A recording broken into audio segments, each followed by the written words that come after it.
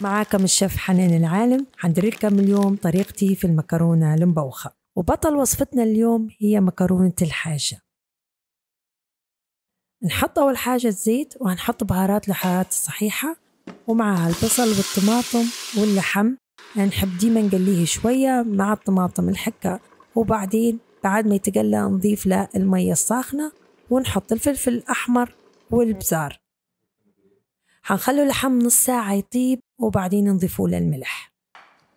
عشان نجهزوا التقلية متاعنا أو البصلة، هنقرضوا البصل الجوانح بالسمك هضاحي. في طنجرة هنحطوا شوية مية، وهنحطوا زيت، ونحطوا الحمص احنا ديما يكون مفصص، والبصل الجوانح، ونحط الملح ونسكر ونخليه لعند ما يذبل البصل. ناخدوا مكرونة الحاجة ونكسروها ونشيكوا على اللحم متاعنا. بعد نص ساعة نحطوا الملح ونزيدوا له مية، ونحطوا المكرونة ونديروا لها فتحة في النص، ونغطوها بالفوطة ونخلوها 20 دقيقة.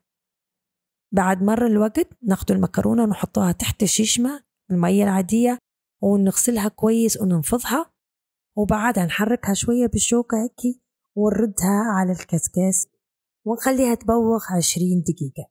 بعد ذبل البصل نحطوا السمن، ونحطوا البزار والفلفل الأحمر والحرارات، والمرقة متاعنا تقعد عقدت ناخدوا منها ونحطوا على الطبيخة المقدار المناسب.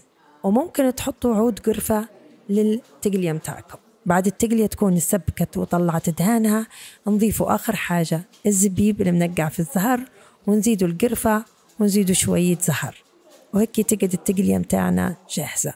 وتوا ناخدوا المكرونة ونسقوها بالطبيخة، ونردوها مرة تانية على الكسكاس لعند ما تطيب. بعد طابت المكرونة نحطوا لها سمن وقرفة وزهر، وهيك وصلنا لنهاية وصفتنا. نقدموها بالشكل الحلو هذا، وطبعا ما تنسوش تحطوا معاها المصير، وصحتين وعافية.